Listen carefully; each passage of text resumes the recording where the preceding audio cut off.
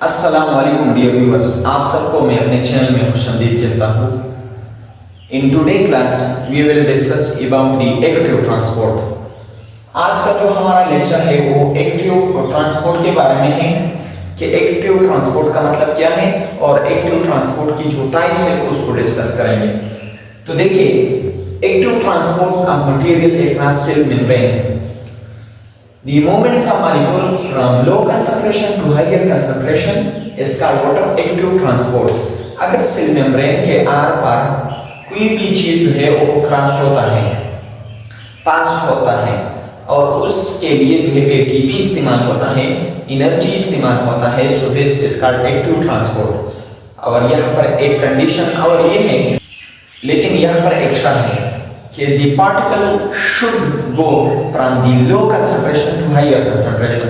Passive transport में हमने जिक्र की थी कि मॉलिक्यूल जो है वो हायर कंसंट्रेशन से लोअर कंसंट्रेशन की तरफ चले जाएंगे, लेकिन यहाँ पर अपोजिट केस है। यहाँ पर लोअर कंसंट्रेशन से हायर कंसंट्रेशन की तरफ मॉलिक्यूल चले जाएंगे। So the movements of molecule from low concentration to higher concentration. For example, यहाँ पर low concentration है और यहाँ पर higher concentration है, तो यहाँ से जो है ये molecule किधर जाएंगे, लेकिन ATP के through. ATP is basically what? ATP is basically energy. इसकी मिसाल की तरफ आते हैं। For example, एक पंप है जो कि एक्टिव ट्रांसपोर्ट करवाता है, और जो पंप की जिक्र हमने अभी की ये बेसिकली प्रेजेंट होता है न्यूरॉन के ऊपर। फॉर एग्जांपल, ये एक पंप है जिसका नाम है sodium potassium pump. Sodium potassium pump ये न्यूरॉन के ऊपर है। अब न्यूरॉन क्या होता है? These are the structural and functional unit of nervous system. ये जो हमारी आसाबी निजाम होते हैं, जो सिग्नलिंग का सिस्टम है, इसकी बेसिक यूनिट जो है वो न्यूरॉन है। तो ये जो पंप है इसका नाम है सोडियम पोटेशियम पंप। अब यहाँ पर अगर आप देखिए, ये जो है this is called extra cellular space. ये जो स्पेस है इनको हम कहते हैं एक्स्ट्रा सेलुलर स्पेस, और ये जो स्पेस है इसको इंट्रा सेलुलर स्पेस कहते हैं। यहाँ पर होता है अ लॉट ऑफ सोडियम, और यहाँ पर होता है अ लॉट ऑफ पोटेशियम। इसका मतलब ये हुआ कि यहाँ पर पोटेशियम ज्यादा होता है और यहाँ पर सोडियम ज्यादा होता है, लेकिन ऐसा नहीं होता कि यहाँ पर सिर्फ और सिर्फ पोटेशियम होता है, बल्कि यहाँ पर जो है सोडियम भी होता है, लेकिन सोडियम की जो मिकदार है वो कम होता है अंदर और यहाँ ज्यादा होता है। इसके अलावा अगर आप पोटेशियम की बात कर लें तो पोटेशियम जो है अंदर ज्यादा होता है और बाहर कम होता है। अब इस तरह होता है कि अगर ये जो है ज्यादा सोडियम बाहर है और पोटेशियम जो है अंदर ज्यादा है, तो इसकी वजह से यहाँ पर जो है ओवरऑल यहाँ पर बाहर साइड पर पॉजिटिव चार्ज होता है, पॉजिटिव चार्ज, और अंदर नेगेटिव चार्ज होता है, अंदर नेगेटिव चार्ज। ये किस तरह होता है अब मैं आपको बताऊंगा। ये जो पंप है सोडियम पोटेशियम पंप, आप एक फार्मूला याद रखेंगे, नोकिया। ये एक मोबाइल था, पुराना मोबाइल था। ये जो पंप है ये सोडियम को आउट करता है और पोटेशियम को इजाजत देता है कि वो अंदर आ जाए। तो कितने सोडियम जो है ये जो है बाहर फेंकता है। This pump basically push 3 sodium outside. ये जो पंप है ये 3 सोडियम को बाहर फेंकते हैं और 2 पोटेशियम को अंदर जो है उनको इजाजत देता है और ये अंदर आ जाता है 2 पोटेशियम। अगर आप यहाँ पर देखें 2 पोटेशियम तो अंदर आए, 3 सोडियम बाहर चले गए। अब यहाँ पर देखें 2 पोटेशियम जो है अंदर चले गए और 3 सोडियम जो है वो बाहर चले गए।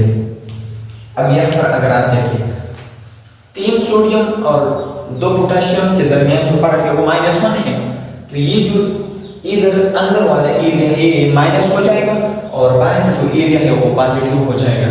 This condition is also called resting membrane potential. इसी दौरान जो है इंसान की जिस्म के अंदर जो है सिग्नल जो है वो ट्रांसफर नहीं होता। अब अगर ये अंदर साइड जो है वो पॉजिटिव हो जाए और बाहर साइड जो है वो नेगेटिव हो जाए, सो this is called action membrane potential. इस केस में फिर जो है सिग्नलिंग का सिस्टम जो है वो फंक्शनल होता है, यानी हमारे जिस्म के अंदर जो है सिग्नल फिर ट्रांसफर होता है। अब यहाँ पर देखिए ये जो सोडियम है बाहर ज्यादा है और अंदर कम। यहाँ पर अगर आप पोटाशियम को देख ले प्रोडक्ट, तो पोटाशियम जो है वो अंदर ज्यादा है बाहर कम, और फिर भी अंदर आते हैं। तो ये किस चीज के जरिए? इस पंप के जरिए। ये जो पंप है बेसिकली ये इस्तेमाल करता है what? They use ATP, they use ATP, और इस एटीपी की यूज की वजह से जो है ये पॉजिटिव हो जाता है ये एरिया, और ये जो है this area become negative. So here the transport is basically what? Active transport। यहाँ पर जो ट्रांसपोर्ट है ये एक्टिव ट्रांसपोर्ट है, क्योंकि यहाँ पर एटीपी इस्तेमाल होता है। In case of small intestine also carry glucose। For example ये नॉर्मल पंप है, कौन सा पंप? Sodium potassium pump. ये जो है 2 सोडियम जो है अंदर फेंकता है, और 3 सोडियम जो है ये 2 पोटाशियम को अंदर फेंकता है, और 3 सोडियम को बाहर जो है उसको अलाउ करता है ताकि वो बाहर चला जाए। लेकिन स्मॉल इंटेस्टाइन में ऐसा होता है कि ये जो पंप है सोडियम पंप, ये ऐसा करता है कि स्मॉल इंटेस्टाइन की तरफ जो है लॉट ऑफ सोडियम जो है ये पुश आउट करते हैं। ये पंप सोडियम पंप, सिर्फ और सिर्फ सोडियम पंप, जब ये जो है लॉट ऑफ सोडियम जो है ये पुश आउट करता है स्मॉल इंटेस्टाइन की तरफ। तो स्मॉल इंटेस्टाइन में जो ग्लूकोज होता है वो इस सोडियम की पीछा करता है, इसको फॉलो करता है, और इसी के जरिए जो है ब्लड में ये एब्जॉर्ब होता है। तो यहाँ पर जो है पहला हुआ हमने सोडियम जो है वो स्मॉल इंटेस्टाइन में तो पंप किया, लेकिन वो जब वापस जा रहे हैं अपने मुकाम पर तो वहां से जो है ये लाते हैं किस चीज को? ग्लूकोज को। अब यहाँ पर एक और बात, ये जो पंप है ये 2 चीजों को अपोजिट डायरेक्शन में जो है ट्रांसफर करता है। So this is called antiport moment, this is called antiport moment. अगर आप इसको देखते हैं ये भी 2 को ट्रांसफर करते हैं लेकिन सेम डायरेक्शन में। So this is called symport moment, this is called symport moment. अगर कोई भी पंप 2 चीजों को अपोजिट डायरेक्शन में जो है उसको ट्रांसपोर्ट करता है, so this is called antiport moment या एंटीपोर्ट ट्रांसपोर्ट। अगर कोई पंप 2 चीजों को एक डायरेक्शन में जो है ट्रांसपोर्ट करता है, so this is called symport moment. इसके बाद जो नेक्स्ट चीजें हैं उसको भी डिस्कस करते हैं। इसके अलावा सोडियम पंप होता है हमारी बॉडी में, पोटाशियम होता है, कैल्शियम पंप होता है, ये भी रिस्पांसिबल है for the active transport present on the neuron and muscle. ये भी होता है कि किस एरिया में? न्यूरॉन और मसल में। इसके अलावा 2 और प्रोसेस है, one is the endocytosis and the next one is exocytosis. ये भी एक्टिव ट्रांसपोर्ट जो है इनकी मिसालें हैं। These are also the example of what? Active transport। जो एंडोसाइटोसिस है इसके जरिए जो है सेल के अंदर बिग मॉलिक्यूल जो है वो ट्रांसफर हो जाता है। अगर सेल के अंदर कोई चीज जो है अंदर चला जाता है so this is called endocytosis, और अगर बाहर चला जाता है so this is called exocytosis. इसके जरिए बिग मॉलिक्यूल जो है वो सेल के अंदर चला जाता है। अगर कोई चीज जो है वो सॉलिड फॉर्म में होता है और उस सेल के अंदर जो है वो जाता है, so this is called phagocytosis. अगर लिक्विड फॉर्म में होता है तो दिस इज कॉल्ड पिनोसाइटोसिस। अब ये किस तरह होता है? तो सबसे पहले जो पार्टिकल होता है वो सेल मेम्ब्रेन के करीब आ जाता है, सेल मेम्ब्रेन के करीब आ जाता है, फिर यहाँ पर एक ग्रुप बन जाता है सेल मेम्ब्रेन में, सेल मेम्ब्रेन में एक ग्रुप बन जाता है। ये जो ग्रुप है ये सराउंड करता है उस पार्टिकल को, और उस पार्टिकल को एज अ सेक या सेक के फॉर्म में, तेल के फॉर्म में जो है सेल के अंदर जो है पुश करता है। अब यहाँ पर देखिए, अगर ये जो चीज है इसके अंदर ये सॉलिड पार्टिकल है, फूड पार्टिकल है, so this is called phagosome, और अगर ये लिक्विड पार्टिकल है so this is called pinosome. अगर ये लिक्विड पार्ट है अगर ये लिक्विड पार्टिकल है so this is called pinosome. अब यहाँ पर देखिए, ये जो प्रोसेस है फेगोसाइटोसिस या फेगोसोम का बन जाना, ये ज्यादातर कौन से सेल करते हैं? तो WBC की एक टाइप है जिसका नाम है मैक्रोफेजेस। इसी तरह यूनिसेलुलर ऑर्गेनिज्म है अमीबा, ये इसी तरीके से जो है सेल के अंदर जो है मुख्तलिफ मॉलिक्यूल को ट्रांसफर करते हैं। अगर एक्सोसाइटोसिस की हम बात कर लें तो एक्सोसाइटोसिस को हम सेल ओमेटिंग भी कहते हैं, इसको एपेगी भी कहते हैं। एपेगी का मतलब बाहर किसी चीज को रिमूव करना।